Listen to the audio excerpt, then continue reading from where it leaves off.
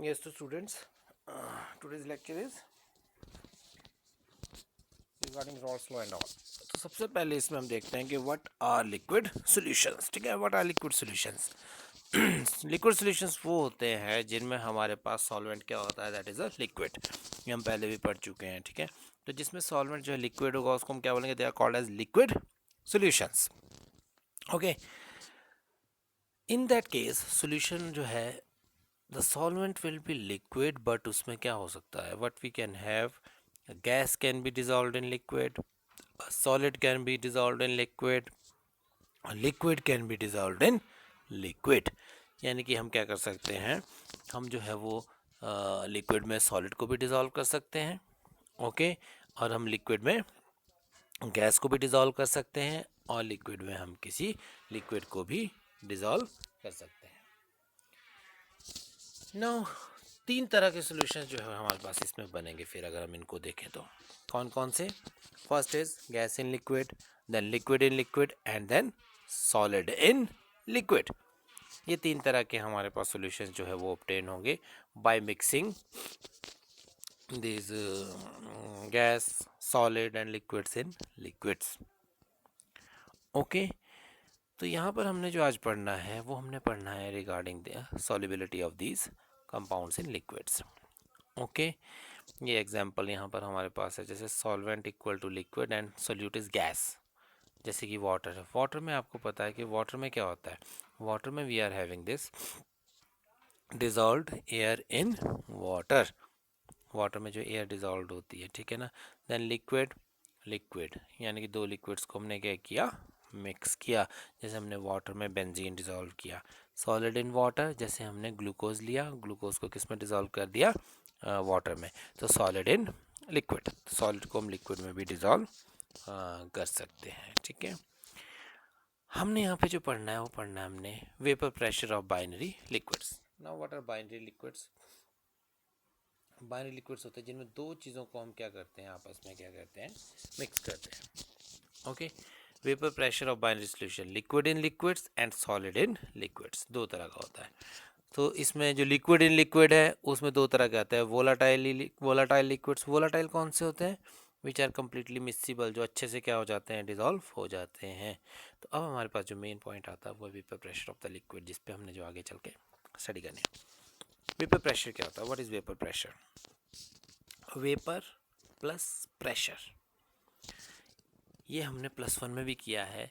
तो ये होता है कि जो प्रेशर जो है वेपर एक्सर्ट करते हैं, ठीक है ना. वाटर जो है जैसे कोई भी लिक्विड है वो किस में कन्वर्ट होगा, that will be converted into vapour state at a certain temperature. जैसे हमने वाटर लिया, ठीक है, ये एक बॉक्स है उसमें वाटर प्रेजेंट है.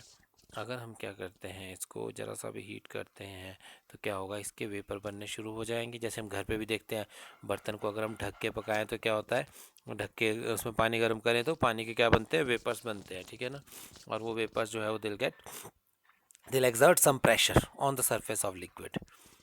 अब क्या होगा, इसमें दो चीज़ें आएंगी. एक है पहले लिक्विड वेपर में कन्वर्ट हो रहा है, फिर वेपर टकरा करके वापस क्या बन रहा है, लिक्विड बन रहे हैं. एक टाइम ऐसा आएगा जब जितने पार्टिकल्स जो है वो लिक्विड से वेपर स्टेट में जा रहे हैं उतने ही पार्टिकल्स वेपर से लिक्विड स्टेट में आ रहे होंगे. इसको हम क्या बोलेंगे, that will be treated as equilibrium state. क्या बोलेंगे हम उसको हम बोलेंगे इक्विलिब्रियम स्टेट.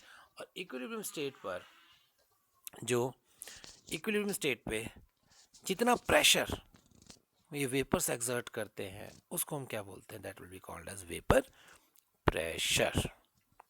ये जो इंस्ट्रूमेंट यहाँ पे यूज़ किया है इसको बोलते हैं manometer. Manometer is use to determine the vapour pressure of liquid. Okay, तो लिक्विड था वो वेपर स्टेट में गया, थोड़ी देर में वेपर्स जो है वो वॉल से टकरा के वापस लिक्विड बनेंगे एनर्जी लूज़ करके. जैसे हम घर में देखो ढक के जब हम पानी में वो क्या करते हैं, हीट करते हैं ढक के, तो उसके ढक्कन से पानी जो है क्या होता है, फिर से टकरा करके उसकी वॉल्स पे टकरा करके फिर से लिक्विड स्टेट में बन जाता है वो. ठीक है, तो इस तरह से जो है ऊपर वेपर्स हमारे पास बन रहे हैं, नीचे जो है वेपर लिक्विड में कन्वर्ट हो रहा है. तो क्या होगा, एक टाइम पे जो वेपर का नंबर कांस्टेंट हो जाएगा. उस टाइम जितना ये मर्करी के लेवल में डिफरेंस होगा, that much millimetre of mercury will be the vapour pressure of the liquid. वो क्या होगा, वो आपके पास आएगा vapour pressure of the liquid. Okay, so vapour pressure जो है अलग अलग सॉल्यूशंस के लिए होता है. For liquid solid solutions, for solid solid solutions, हर तरह के, sorry, for vapour pressure is only for liquid solutions. तो यहाँ पे हम जो पढ़ रहे हैं particularly for liquid liquid, that means दोनों जो कंपोनेंट्स है, both the components are liquids, both components are liquids in this case.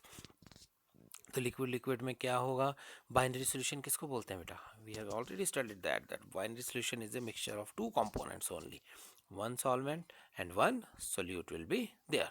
उसमें एक सॉल्वेंट होगा, एक क्या होगा, सोल्यूट, एक सोल्यूट होगा, एक सॉल्वेंट होगा। ओके, तो यहाँ पे क्या होता है कि जब हमारे पास if we are having only, दो केसेस बनते हैं, both the components can be volatile.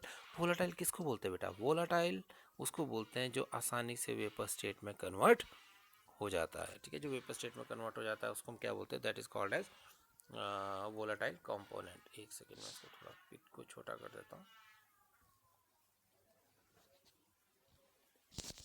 अब ठीक है।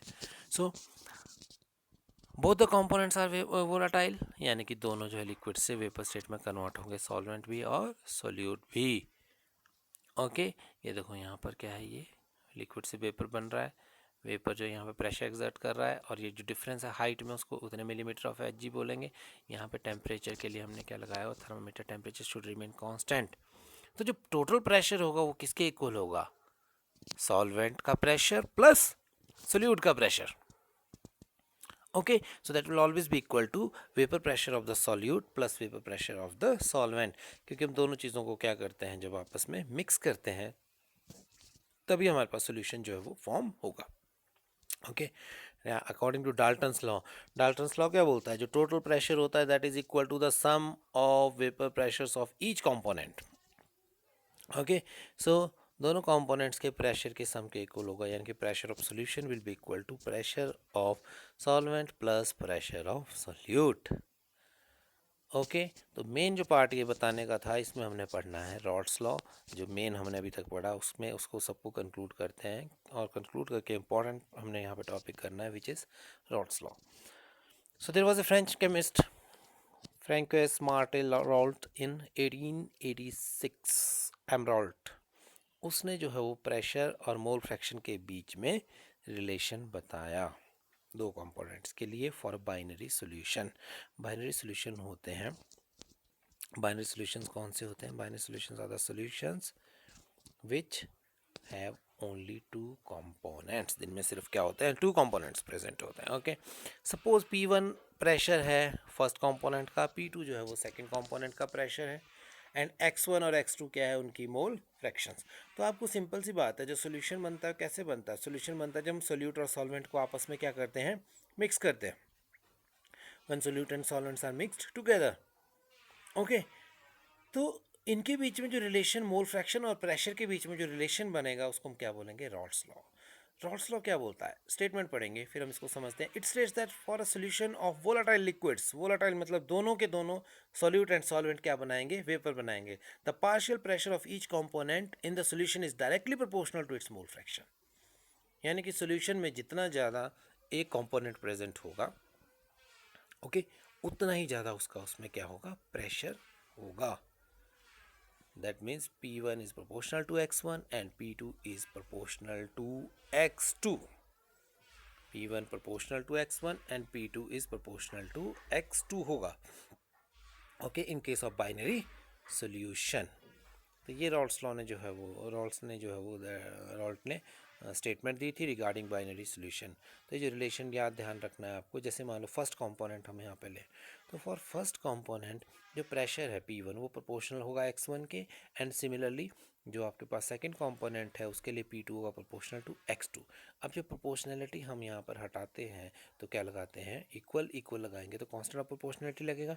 सो P1 is to P01 x1, P01 not क्या होगा, P01 होगा that will be standard vapour pressure of pure component which is a constant. So इसको हम वैसे भी लेते हैं, जैसे हम पढ़ते हैं ए और बी अगर कंपोनेंट लिए तो P A is proportional to x A, P A is to P0 A x A. Okay, तो ये आपके पास है Raoult's law for component 1, and similarly it will be for component number 2। Second component के लिए भी हमारे पास जो है ये इसी तरह से आएगा फॉर सेकंड कंपोनेंट। ये आपके पास यहाँ पर जो है इसमें प्योर पी नॉट ए के बारे में बताया कि पी नॉट ए क्या है, जब हम प्योर वाटर लेंगे तो उस टाइम उसका जो प्रेशर होगा प्योर सॉल्वेंट वो कांस्टेंट रहेगा at a certain temperature, constant temperature that will be treated as P naught. तो उसको हम पी नॉट वन लेके चलेंगे। अब आप बता सकते हैं इजीली कि कंपोनेंट टू के लिए क्या होगा, P naught P two is equals to P naught two into x two, that will be for component number two. Second component के लिए पी टू जो है that will be equal to P naught two into x two. Okay, P naught two will be the vapour pressure of pure solute. टू हम यहाँ solute लेके चले हुए हैं और वन जो हमने क्या लिया है यहाँ पे सॉल्वेंट लिया है। ठीक है, so P naught to represent the vapour pressure of pure component two. Now, according to Dalton's law of partial pressure, pressure of solution is equal to total pressure will be equals to pressure of one component plus pressure of second component। यानी कि solution जो है, solution में तो दोनों components present है एक साथ, तो उन दोनों का जो प्रेशर होगा total pressure that will be equal to the sum of pressure of individual particles, individual के इक्वल होगा। ओके, तो इसको हम किस तरह से करेंगे, total pressure that will be equal to P one plus P two if we compare। Okay, P1 plus P2। Okay, so pressure of cell total is equals to P1 plus P2, we can write it as, now P1 can be replaced as P naught 1 x1 and PB can be 2 can be written as P naught 2 x2। Raoult's law को इस तरह से modify करेंगे। ठीक है, so we can write it as P naught P total is equals to P naught one x one plus P naught two x two. Now x1 plus x two is equal to one, mole fractions का sum किसके बराबर होता है, x1 plus x two is equal to one.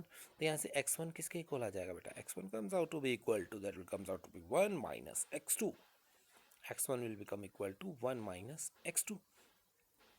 Okay, तो x1 को हम यहाँ पे ऊपर जो इक्वेशन हमारे पास बनी है उसमें हम क्या कर देंगे, पुट कर देंगे।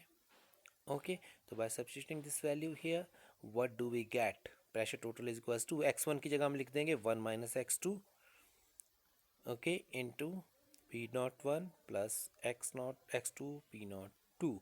यहाँ से हमने क्या किया, इसको ब्रैकेट को ओपन कर दिया, तो आ गया P naught one plus P naught one x two plus x two P naught two. Simple mathematics है, ब्रैकेट ओपन हमने यहाँ पर किया। यहाँ से हम क्या करेंगे अब, that can be written as, इसको हमने पहले लिख लिया P naught two x two को पहले लिख लिया और इसको हमने बाद में लिख लिया। ओके, देन इन दोनों में से अब हम क्या करेंगे, इन दोनों में पी नॉट वन प्लस इन दोनों में एक्स टू कॉमन था तो एक्स टू कॉमन लेकर के बाहर अंदर क्या बचा, P naught two minus P naught one. So this is Raoult's law for solution containing volatile components. इसमें दोनों के दोनों कंपोनेंट्स क्या है, both the components are volatile in nature. सभी कंपोनेंट्स क्या है इसमें, दोनों components both of them are volatile in nature. ठीक है, तो ये हमारे पास जो है वो टोटल प्रेशर हम एक्सप्रेस कर सकते हैं। इसमें जो आपके पास पी नॉट वन है वो pressure of first component pure component, P naught two is vapour pressure of pure component second, and then x two is mole fraction. So this is total pressure, but this is the case in which both the components are volatile in nature. दोनों के दोनों components क्या हैं इसमें, volatile है, यानी कि solute भी वेपर बनाता है, सॉल्वेंट भी जो है क्या बनाता है, वेपर बनाएगा। ओके, तो इसकी हेल्प से वी कैन ड्रॉ ग्राफ, हम इसकी हेल्प से रॉल्स लॉ का ग्राफ भी प्लॉट कर सकते हैं। बट रिमेंबर दो तरह के केसेस हमने इसमें करने हैं। फर्स्ट केस है लिक्विड लिक्विड सॉल्यूशंस के लिए, लिक्विड लिक्विड सॉल्यूशंस में both the components will B volatile in nature, यानी कि दोनों का जो है वो वेपर यहाँ पे बनेगा। ओके, नाउ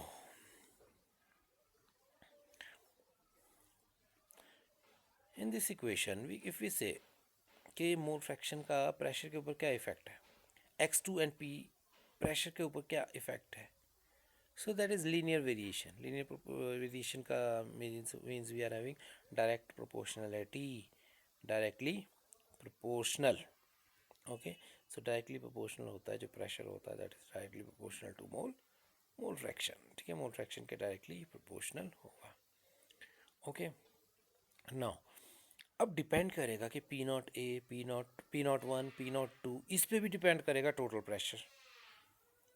ठीक है, P02 की वैल्यू ज़्यादा होगी, P02 अगर ज़्यादा होगा तो आप इसमें जब हम इसको पुट करेंगे P01 बहुत कम होगा, ओके, तो ओवरऑल वैल्यू जो है बहुत ज़्यादा आएगी। If P02 will be very less, अगर बहुत कम होगा, P01 से कम होगा, तो अगर हम ऊपर कैलकुलेट करें तो P01 माइनस में वैल्यू आएगी, ठीक है ना, जिससे कि आपके पास क्या होगा, जो टोटल प्रेशर होगा that will be less.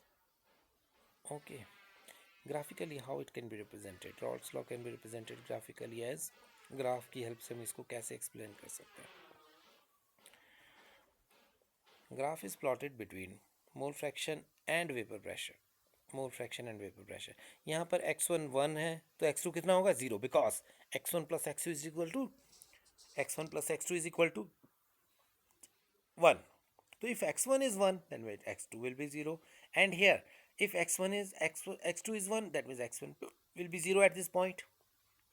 Okay, now along y axis हमने क्या लिया है, vapour pressure, along x axis क्या लिया है, mole fraction, and along y axis क्या लिया है, वेपर प्रेशर। स्टार्टिंग में we are having solvent only, that means only solvent is there, तो x1 कितना होगा, 1, 1 को हम solvent मान रहे हैं, 2 को हम solute, ओके, तो x1 विल बी 1 यानी कि x2 will be 0, that means pure solvent is present.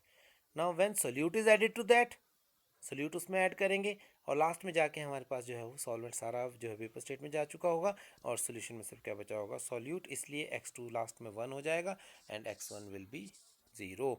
तो ये ग्राफ हमने प्लॉट किया एक P1 के लिए और एक P2 के लिए। यहाँ पर लीनियर वेरिएशंस आएंगी अगर हम 1 से 2 की तरफ को चलें, 1 में 2 डिज़ोल्व करें और दूसरा जो 2 में अगर हम 1 डिज़ोल्व करें, ओके। और जो यहाँ पर ये P01 है, ये P01 से स्टार्ट हुआ क्योंकि प्योर कॉम्पोनेंट वॉज देयर, तो P01 was there, pure vapour pressure of pure component. जैसे जैसे हम उसमें बी डालते जाएंगे vapour pressure keeps on decreasing.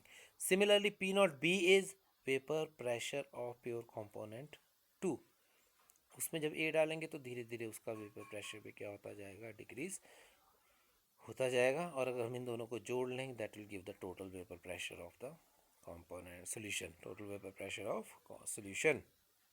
Okay, graph को अच्छे समझना है, हम इग्नोर कर देते हैं ग्राफ को, but graphs are quite important.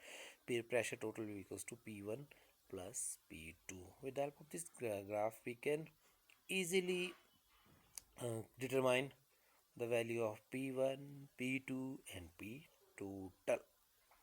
Okay, P1, P2 and P total we can determine quite easily.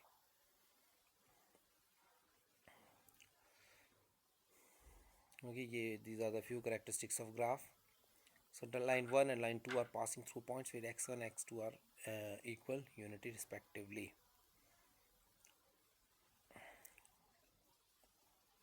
Okay, 3 lines यहाँ पर हमारे पास हैं, 1 2 and 3, these are the analysis. अगर लाइन 3 की बात करें that is pressure total versus x2, वो भी लीनियर ग्राफ है, and total pressure versus x1 that will also be linear graph. ठीक है, तो लीनियर ग्राफ ही हमारे पास इसमें जो है वो बन रहा है because they are directly proportional. तो आपको इसमें ग्राफ जो है वो जब भी आपको ये क्वेश्चन पूछा जाता है then you always have to draw graph for this. ठीक है, इसके लिए आपको ग्राफ जो है वो ड्रॉ करना पड़ेगा।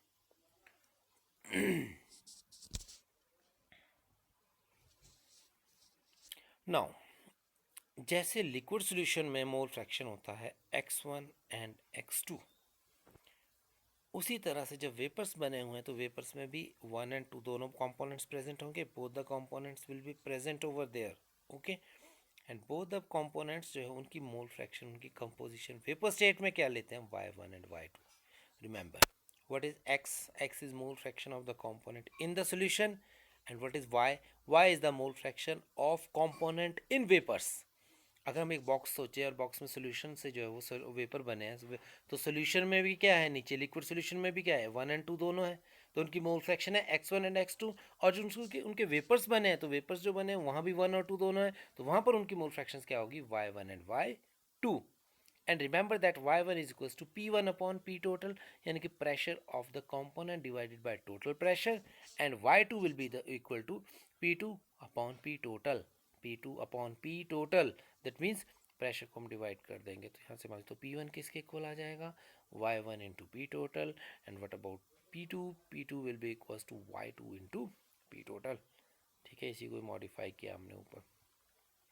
ओके, एंड अगेन सिमिलरली जो जनरली अगर हम बोलें आई नंबर ऑफ कंपोनेंट्स हैं, मान लो P3 होता तो Y3 इंटू प्रेशर टोटल आता, P4 होता तो Y4 इंटू प्रेशर टोटल आता। तो in general PI is equals to pressure total into YI। Okay, now Raoult's law is a special case of Henry's law. ये question बहुत बार पूछा जाता है और ये पता भी होना चाहिए आपको। Now what is Raoult's law? Raoult's law is for volatile liquids अगर हम बात करें तो vapour pressure of each component is equal to, is directly proportional to its mole fraction. Vapour pressure जो होता है वो क्या होता है, that will be directly proportional to its mole fraction. Okay, so mole fraction volatile component का किस तरह लिखते हैं हम, P I is to P naught I into x I. Okay, यही था, जैसे P one is equal to P naught one into x one था। ठीक है, similarly P I is equal to P naught I into x I. And Henry's law क्या बोलता है, what is Henry's law? Henry's law हमने पढ़ा था कि mass of the gas dissolved is directly proportional to mole fraction. Okay, यानी कि जो वेपर प्रेशर होगा किसी भी गैस का या मास ऑफ द गैस डिजॉल्व होगा और डायरेक्टली प्रोपोर्शनल होगा किसके, मोल fraction of the gas in the solution के डायरेक्टली प्रोपोर्शनल होगा। ये हमने जो है वो किस में पढ़ा था, हेनरीज लॉ में। ओके,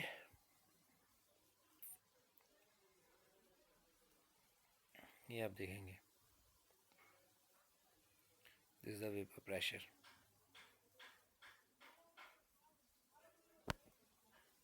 ओके, तो दिस वाज हेनरीज लॉ।